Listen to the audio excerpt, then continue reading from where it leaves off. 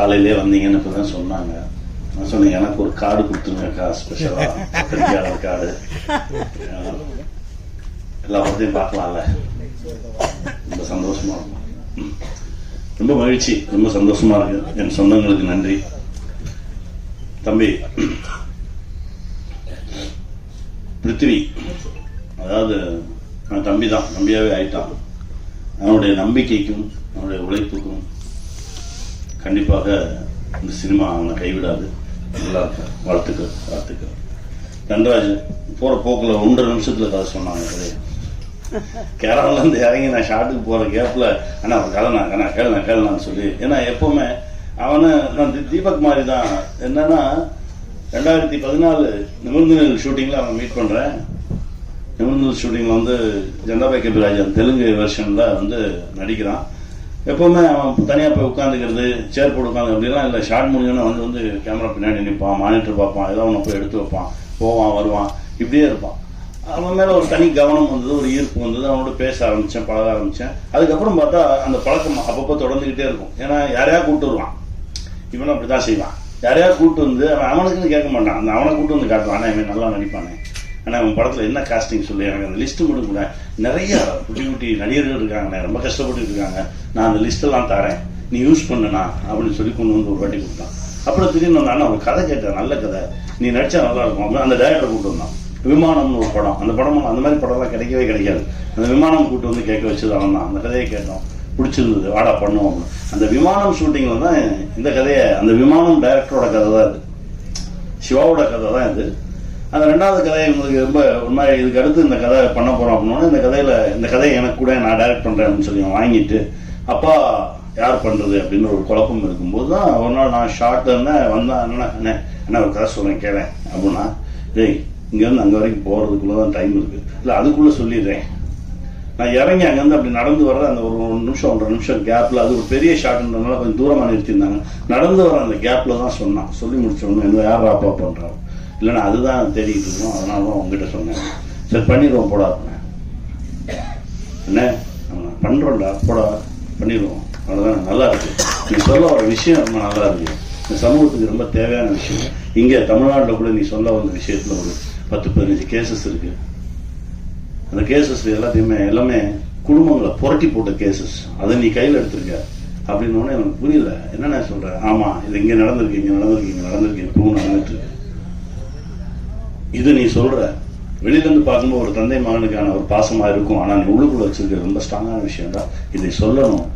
இதை பார்த்து ஒரு மகன் திருந்தினா போதும், ஐயோ நம்ம இந்த மாதிரி ஒரு வேலையை செஞ்சுட்டு இருக்கோமா, அவனுக்கு ஒரு பையன் திருந்திட்டா போதும், இந்த படம் பெரிய வெற்றி. பல பேரை யோசிக்க வைக்கும். நிறைய சூழல்ல, நிறைய குடும்பங்கள்ல நம்ம நினைச்ச மாதிரி நம்ம பிள்ளை இல்லையேன்னு சொல்லி பல அப்பாக்கள் தடுமாறிட்டு இருக்காங்க. அதுக்கு ஒரு சின்ன யோசிக்க வைக்கும், ஒரு சின்ன ஒரு விடை கிடைக்கும் நம்புறோம். அந்த விடை தான் அந்த படத்துக்கு நான் வெற்றி நினைக்கிறோம். தன்ராஜ் வாழ்த்துக்கள், நீ வந்து நல்லா வருவடா. ஏன்னா முதல் படம் மாதிரியே பண்ணல, அவனுடைய ஒரு 100 படத்துல நடிச்சா கூட 100 படத்துலயும் இந்த வேலையை தான் பார்த்திருக்கேன். எல்லா டைரக்டர் பின்னாடியும் போய் அங்கங்க அந்த எல்லாம் இவன் கத்துக்கிட்ட மொத்தத்தையுமே ரொம்ப அசால்ட்டா ஹேண்டில் பண்ணான் டைரக்ட் பண்ணும்போது. எனக்கு ரொம்ப பிடிச்சிருந்தது. முதல் 2 நாள் தான் அவன் தடுமாறினா. நான் சொன்னேன், எதுக்கு தடுமாறுற, எடு, நீ சொல்றது கேட்க தான் வந்திருக்கோம், எடு அப்படின்னு. அதுக்கப்புறம் அசால்ட்டா அழகா ரொம்ப குழப்பமே இல்லாம ஹேண்டில் பண்ணா நல்ல டைரக்டர் ஆகுது. வாழ்த்துக்கள், இன்னும் நிறைய படைப்புகள் கிடைக்கும், வாழ்த்துக்கள், வாழ்க. அப்புறம் அம்மா வந்து நீங்க படத்துல பாத்தீங்கன்னா தெரியும், ரொம்ப அதாவது நடிக்கிற மாதிரியே தெரியாது, ரொம்ப ரொம்ப இயல்பா ஒரு ஆர்டிஸ்ட். ரொம்ப நல்லா இருந்தது அவங்க பேசும்போது, நடிச்சப்போ. தமிழ் அவங்களே டப்பிங் பேச சொன்னோம், எல்லாம் அவங்க தானே பேசினாங்க. ஆமா தெலுங்கு நான் தான் பேசினேன். எனக்கு அது ரொம்ப இயல்பா இருந்தது. என்னன்னா அந்த உயிர் கொடுக்கறது சம்மந்தப்பட்டவங்க பேசினாதான் அது நல்லா இருக்கும்னு நினைக்கிறேன் நான். அதனால தெலுங்குலேயே கொஞ்சம் டைம் எடுத்து நானே பேசுறேன் நான் சொல்லி உட்காந்து பேசணும்.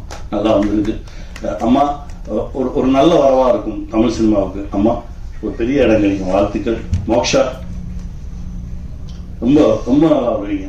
உங்களுடைய எனர்ஜி லெவல் ரொம்ப ரொம்ப நிறைய தமிழ் சினிமா உங்களோட கனெக்ட் ஆகும், ரொம்ப நல்லா வருவீங்க. முருகன் சார் சொன்ன மாதிரி இந்த கனெக்ஷன், வாழ்த்துக்கள்.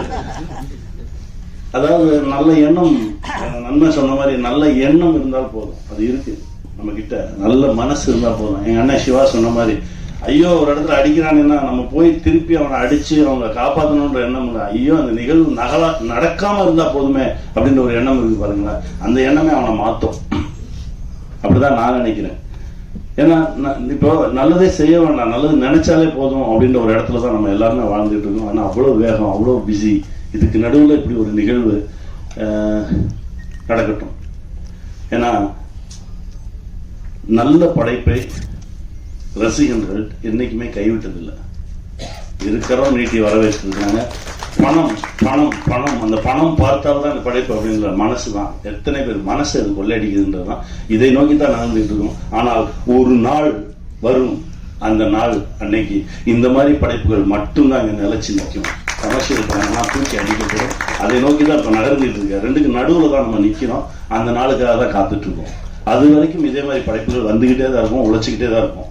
அது கமர்ஷியலா காசு என்னைக்கு வருதுன்றத கொஞ்சம் பார்ப்போம். அது லாக் இதுல கூட விழலாம், அந்த பிணைப்பு இதுல கூட நடக்கலாம். இந்த பிணைப்புல இந்த படத்துல நடக்கணும்னா அடுத்த படத்துல நடக்கும் அப்படின்னு வெயிட் பண்ணி அதற்கான ஓட்டம் தான் இருக்குமே தவிர என்னைக்குமே தடுமாறி தயங்கி எல்லாம் நின்றவே மாட்டோம். அதை போய் வெல்வது வரைக்கும் போராடுவோம். வெற்றி நமக்கு வெல்வோம். நன்றி.